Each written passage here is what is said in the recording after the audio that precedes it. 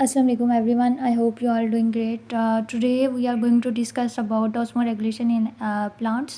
कि प्लांट्स के अंदर कैसे osmoregulation होती है, मतलब प्लांट्स किस तरह से अपनी बॉडी की जो इंटरनल स्टेट है, वेदर इट्स ऑफ सोल्यूट और सॉल्वेंट, वो कैसे मेंटेन करते हैं, उसकी बेसिस पे या उस किस तरह के इन्वायरमेंट के अंदर उनको अडेप्ट करना पड़ता है अपने आप को, उसकी बेसिस पे प्लांट्स को 3 कैटेगरीज़ के अंदर डिवाइड किया गया है।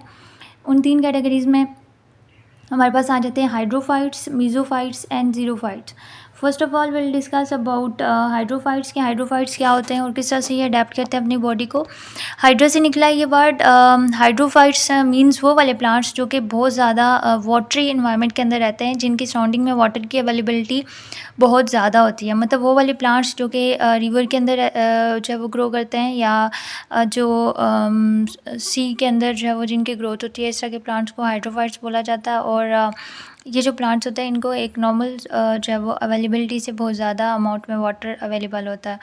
इसकी बेसिस पे जो है वो इनको वाटर रिमूव भी करना पड़ता है। तो वाटर को रिमूव करने के लिए इनके पास प्रॉपर मैकेनिज़्म होते हैं, ताकि जितना ज़्यादा इनको वाटर मिल रहा है उतना ज़्यादा इनको रिमूव भी करना पड़ रहा है। तो उसकी वजह से इनके जो लीव्स होते हैं वो काफ़ी ब्रॉड होते हैं, बड़े होते हैं, और उनके ऊपर स्टोमेटा की अमाउंट भी नॉर्मल से ज़्यादा होती है। मतलब कि इनको ज़्यादा से ज़्यादा जो है वाटर लॉस करना पड़ता है, जिसकी वजह से इनके स्टोमेटा जो है वो बहुत ज़्यादा होता है।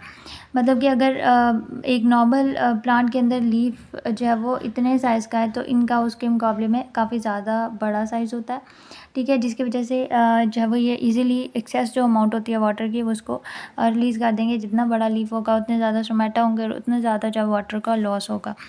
तो ये जो है वो इनके अंदर ट्रांसपायरेशन भी बहुत ज़्यादा होती है, और लीव्स के अपर सरफेस के ऊपर बेसिकली स्टोमेटा बहुत ज़्यादा, क्योंकि लोअर सरफेस तो पानी को जो है वो फेस कर रहा होता है। अपर सरफेस के ऊपर बेसिकली स्टोमेटा बहुत ज़्यादा होता है, और ये पानी का जो है वो लॉस कंटिन्यूसली करते रहता है। इसकी एग्जांपल्स में आ जाएंगी वाटर लिलीज़, जो कि फ्रेश वाटर इन्वायरमेंट के अंदर आपको इजीली अवेलेबल होती हैं। नेक्स्ट आ जाता है हमारे पास मीज़ोफाइट्स।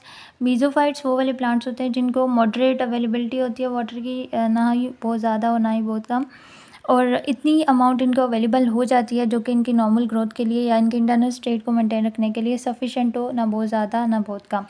उसी बेसिस पे इनके पास जो स्टोमेटा की अमाउंट होती है ना बहुत ज़्यादा होती है ना बहुत कम होती है। इनके जो लीव्स का साइज़ होता है वो नॉर्मल होता है। जैसे कि हमारे पास एग्जांपल्स इनकी आ जाती है ब्रासिका, रोज़ और मैंगो के जो प्लांट है, या नॉर्मल इन्वायरमेंट के अंदर आपको आसपास जितने भी प्लांट्स नज़र आते हैं वो सारे मीज़ोफाइट्स के अंदर आएंगे, जो लैंड के ऊपर आप मोस्टली ग्रो करते हो।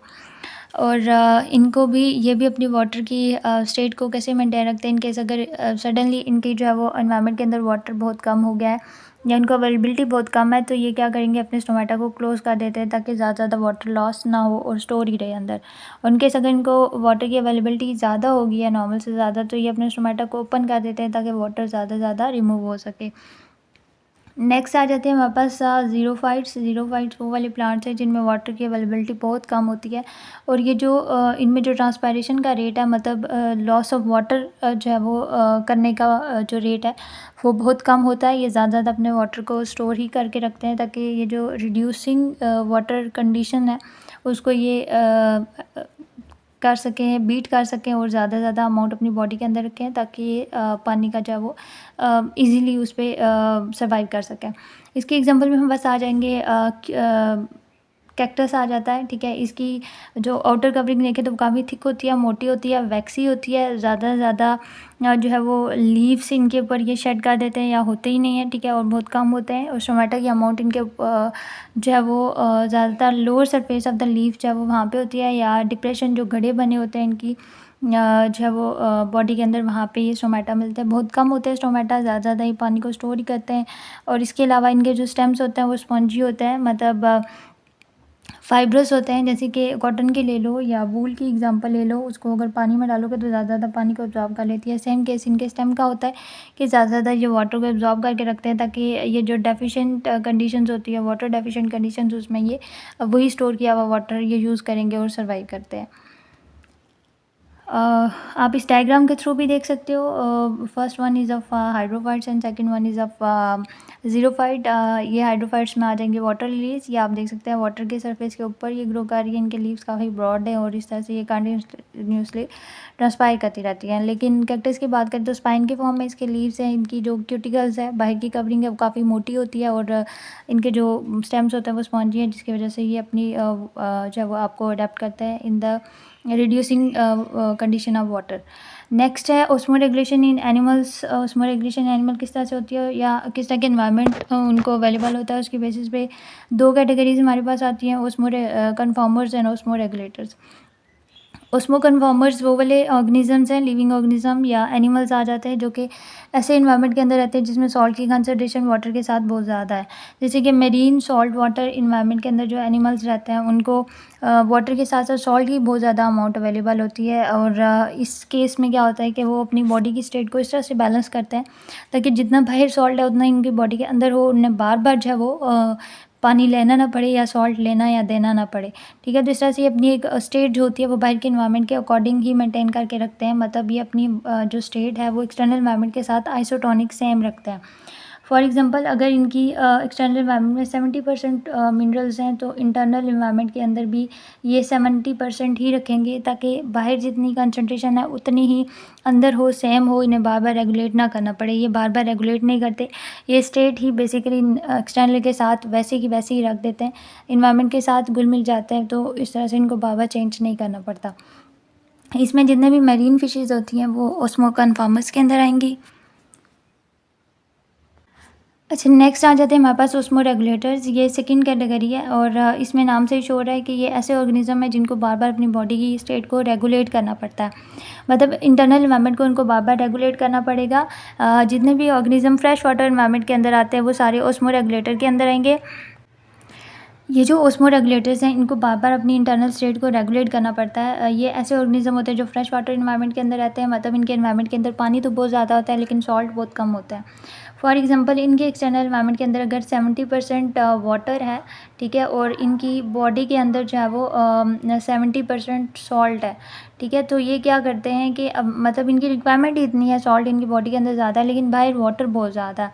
ठीक है, तो वाटर जितना भी बाहर होगा वो अंदर की तरफ आना स्टार्ट हो जाता है। वाटर की अगर ज़्यादा अमाउंट इनकी बॉडी के अंदर आ रही है तो ज़ाहिर है वो ज़्यादा नॉर्मल से ज़्यादा है, तो ये वाटर को एक्सक्रीट करता है और थ्रू एक्सक्रीशन जो है वो इनकी बॉडी का काफ़ी ज़्यादा सॉल्ट्स जो है वो एक्सक्रीट आउट हो जाते हैं। मतलब जो इनको खुद चाहिए थे वो लॉस हो जाता है। तो ये जो बार बार इनके सॉल्ट लॉस हो रहे होते हैं इसको उनको बार बार रेगुलेट करना पड़ता है इस स्टेट को। तो इस वजह से ये सेम नहीं रखते, अपनी बॉडी की जो स्टेट है उसे बार बार चेंज करते रहते हैं। कैसे अपनी बॉडी की सॉल्ट की स्टेट को मेंटेन करेंगे, ऐसा खाना खाएंगे जिसमें सॉल्ट ज़्यादा है, या ये वाटर के अंदर अगर मिनरल ज़्यादा है तो उनको थ्रू अपनी स्किन या अपने गिल्स के थ्रू एब्जॉर्ब करते रहेंगे और इस तरह से अपनी सॉल्ट की कंसंट्रेशन को मेंटेन रखते हैं।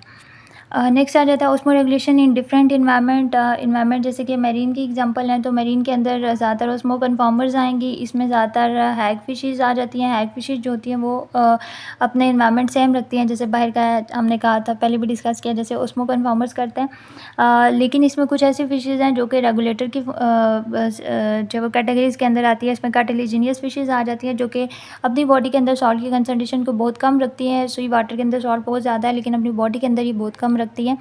तो ये अपनी बॉडी के अंदर जो सॉल्ट की कंसंट्रेशन कम रखती है तो लॉस कैसे करती है, इनकी किडनी जो होती है बेसिकली वो एक्सक्रीट करती है सॉल्ट को थ्रू गिल्स के थ्रू ये बाहर लॉस करवा देती है। इसके अलावा सॉल्ट स्क्रीटिंग ऑर्गन्स भी इनकी बॉडी के अंदर होते हैं जिन्हें ग्लैंड्स बोलते हैं। जितने भी सॉल्ट्स बन रहे होते हैं उनको एक्सक्रीट आउट कर देते हैं ये, और इसके लिए एक मैकेनिज़्म ये यूज़ करते हैं जिस मैकेनिज़्म को जो है वो एक्टिव ट्रांसपोर्ट बोला जाता है। एक्टिव ट्रांसपोर्ट वो वाला मैकेनिज़्म होता है जिसमें एनर्जी यूज़ होती है और चीज़ों को against the concentration gradient move करवाया जाता है। अगेंस्ट द कंसंट्रेशन का मतलब क्या कि जहाँ पे सॉल्ट्स की कंसंट्रेशन कम है उसको उस कंसंट्रेशन के अंदर भेजना जहाँ पे पहले ही बहुत ज़्यादा है। तो अगेंस्ट द कंसंट्रेशन मतलब हायर से लोअर नहीं बल्कि लोअर से हायर की तरफ जो मूवमेंट है उसको जो है वो एक्टिव ट्रांसपोर्ट बोलेंगे। जैसे कि बाहर के एनवायरनमेंट में में अगर 70% सॉल्ट है और अंदर जो है वो 10% है, ठीक है। तो ये अंदर के जो 10% है ये वाले भी अगर बाहर मूव करवाने हैं तो ये लोअर से हायर की तरफ जा रहे हैं, तो इसके लिए जो मैकेनिज़्म यूज़ किया जाएगा वो एक्टिव ट्रांसपोर्ट होगा, ठीक है। और ये जो है वो एक्टिव ट्रांसपोर्ट का मैकेनिज़्म यूजुअली कार्टिलेजिनियस फिशेस करती हैं। इसके अलावा इनकी जो वेस्ट होता है उसमें काफ़ी ज़्यादा यूरिया होता है, ठीक है। और यूरिया जो है वो एक नॉर्मल अमाउंट में तो ठीक है, लेकिन अगर बहुत ज़्यादा अमाउंट में आ रहा है तो वो स्टोर किया जाता है बॉडी के अंदर, तो वो काफ़ी ज़्यादा टॉक्सिक होता है और आपकी बॉडी को जो है वो डैमेज कर सकता है, चाहे कोई भी एनिमल है। इसके लिए उन्होंने जो है वो एक अडेप्ट की हुई है इन फिशेज़ ने, जिसे ट्राइमिथाइल अमाइन ऑक्साइड ये बनाती है, जो कि यूरिया के अगेंस्ट बॉडी को प्रोटेक्ट कर रहा होता है। इसके अलावा ये काफ़ी ज़्यादा जो है वो कंसनट्रेटेड यूरिन्स क्रिएट करती हैं, या जो जितना भी यूरिया बन रहा होता है इजीली वाटर के थ्रू एक्सक्रीट कर देती हैं, ताकि बॉडी की जो नॉर्मल स्टेट है वो बैलेंस रहे। इसके अलावा जो फ्रेश वाटर फ़िशेज़ हैं, बोनी फ़िशेज़, जो बेसिकली ये डेवलप हुई हैं फ्रेश वाटर फ़िशेज़ से, जो कि अब मैरीन वाटर के अंदर रहती हैं। ये हाइपोटोनिक बॉडी की स्टेट को मेंटेन रखती हैं। ये कंसनट्रेटेड यूरिन वगैरह एक्सक्रीट करती रहती है, ज़्यादातर लॉस करती है वाटर को, इस तरह से अपनी बॉडी को रेगुलेट करती रहती है। So this is about the different environment and their adaptations. Lastly हम इस डायग्राम को देख लेते हैं। हमारे पास जो दो तरह की फ़िशेज़ है, मैरीन फ़िश और fresh water fishes. Marine fishes जो होती हैं वो एक्टिव टेक करती हैं वाटर का, ज़्यादा ज़्यादा वाटर लेती हैं, सॉल्ट अपनी बॉडी के अंदर लाके उसको आइसोटोनिक कर देती है, सेम इन्वायरमेंट बना लेती हैं। लेकिन यहाँ पे अगर देखें तो पैसिव गेन है वाटर का, वाटर खुद ब खुद बॉडी के अंदर एब्जॉर्ब हो रहा है थ्रू स्किन, थ्रू गिल्स, और उसके साथ साथ ही ये जो पानी के अंदर जितने सॉल्ट है उनको एब्जॉर्ब कर लेती हैं, या फिर अपनी स्किन या गिल्स के थ्रू भी सॉल्ट्स वगैरह को वाटर के अंदर जो होते हैं उन्हें एब्जॉर्ब करती हैं और अपनी इंटरनल जो नॉर्मल स्टेट है उसको बैलेंस रखती है।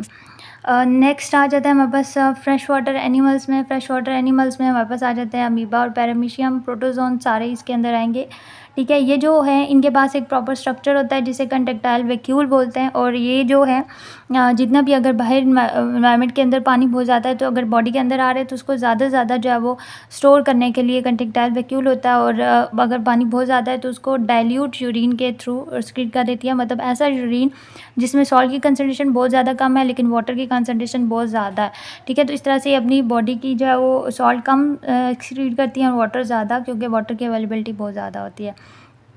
नेक्स्ट आ जाता है हमारे पास टेरेस्ट्रियल ऑर्गेनिजम्स, ठीक है। टेरेस्ट्रियल ऑर्गेनिज्म जो होते हैं वो उनकी बॉडी के अंदर ही ऐसी अडेप्टेशन हुई होती है ताकि पानी ज़्यादा लॉस हो ही ना।